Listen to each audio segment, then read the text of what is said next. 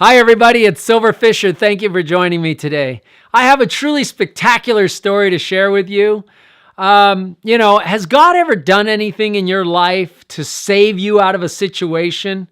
Well, He has me, and this is the story that I want to share with you tonight. I was happy. Everything was going awesome in my life. I was living in Southern California. We had a condo in Huntington Beach. We had a house in Aliso Viejo. I had an amazing job in downtown Irvine and Orange County, California. And things were just going awesome. My wife and my kids, everything was tremendous. Then tragedy struck. My mother-in-law got cancer, and the doctors gave her just about a few weeks to live. She went into the office with a backache, and the doctor said, "You have cancer everywhere." And, she lay there a couple weeks later in her sick bed, holding on to our hands and saying, "My last request is that you would bring up the children in New Mexico." She was from New Mexico. We were from Southern California, but her last request was to bring up the children in New Mexico.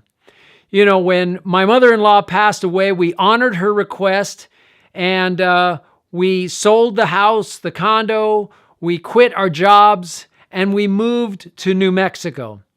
And things went okay for a while, but after a while, we started running low on food. We couldn't find work. We looked everywhere. I used to knock on doors, door to door to door to door. One time I knocked on doors for 2 miles straight, then crossed the street and knocked on doors for 2 miles on the way back, just looking for work. We passed out resumes. We went to construction sites.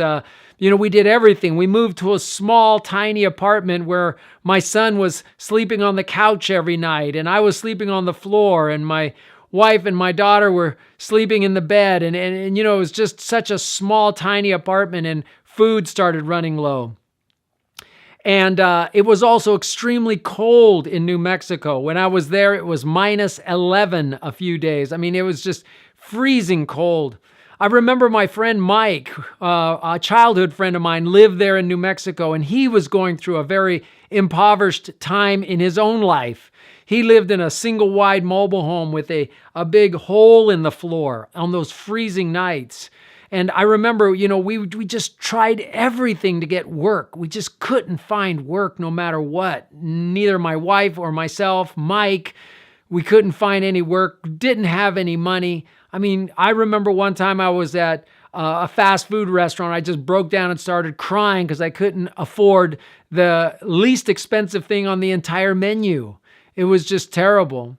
Well, Mike called me one night, and he said, "Silver, I can't take it anymore." He said, "I tasted gunpowder tonight, and I wanted to blow my brains out. I can't take this anymore, this poverty."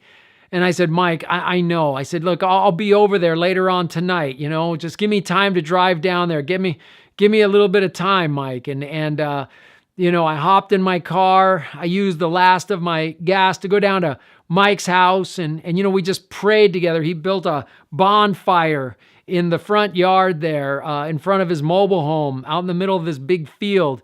And we were out with a billion stars in the sky, and we were just praying and encouraging each other. And God was just, we were always talking about how great God was, no matter what the situation was. But we had been poor and hungry for such a long time. I remember Mike, he took out a stale piece of bread, one piece of bread, and he cut it in half, and it was stale. And he scooped around the mayonnaise, and I remember looking in the jar, and there was green mayonnaise inside the jar. And he scooped around the green mayonnaise and scooped up some white mayonnaise and put it on both his piece of bread and my piece of stale bread as well. And we ate it, and we gave thanks to God, as we ate it, because we were so thankful even for that. It had gotten that bad in our lives. And we were eating that small piece of bread with the mayonnaise on it, and we were crying. But we were talking about God and the times when God had blessed us and what it was like to eat just an old-fashioned hamburger, and man, it was tough. And Mike said to me, he said, "Silver, look, you used to work in corporate America." He said, "I've got an idea. I want you to put it on paper and go present it to people. And I said, Mike, I don't have time for that. I said, I don't have time to do that, Mike. We've been poor for over a year now. I said, I have to keep looking for work. And Mike said, Silver, you know, we're both poor, but you've got to do this. He said, just trust me this one time. He said, put my idea down in some sort of a presentation and go present it to people. Maybe we can make money that way. I have to admit, I had such little faith in that idea that Mike had. But, you know, I took Mike's idea. I put it into a PowerPoint presentation. I made some phone calls and found out that there were some investors meeting in Santa Fe, New Mexico that following week. And I went there to Albuquerque and New Mexico, to Santa Fe, New Mexico with Mike. And I presented in front of a room full of venture capitals and venture capitalists and investors. They allowed me to do a 20-minute presentation. And I did a 20-minute presentation. And when I was done, this 85-year-old man from the back of the room approached me and he said, I like your business. I want to be involved with it. How much money are you looking for? And I turned to Mike and he said, never mind. The investor, he said, just tell me the name of the business. And we didn't have the name of a business. So I turned to Mike and Mike gave him the name of a business that he had made up. And the man wrote the name of the business and he wrote us a check and handed it to us for $500,000. He wrote us a check for $500,000. And he said, call me in a month and let me know how it's going. I believe in your passion. I believe in what you guys want to do with your business. And he said, you just call me and we'll get you some more money when you need it. I couldn't believe it.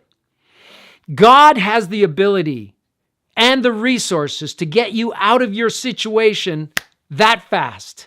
No matter what circumstance you're in, no matter what situation you're in, God has the ability to absolutely deliver you out of that situation in a moment's notice. Lamentations 3:22 and 23 says, the Lord's loving kindnesses indeed never cease. God's compassions never fail. They are new every single morning. Great is God's faithfulness. God's faithfulness never fails.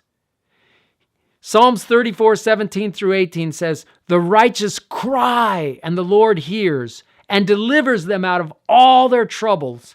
The Lord is near to the brokenhearted and saves those who are crushed.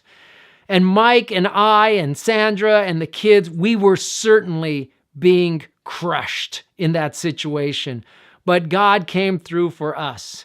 And, you know, all I can say is we did the right thing with that money. We tithed the 10th of the first of that money. And God just, he just did amazing things in our life after that. You know, we celebrated, of course, but we also blessed others with that money and started a great company. You know, God just blessed us so much.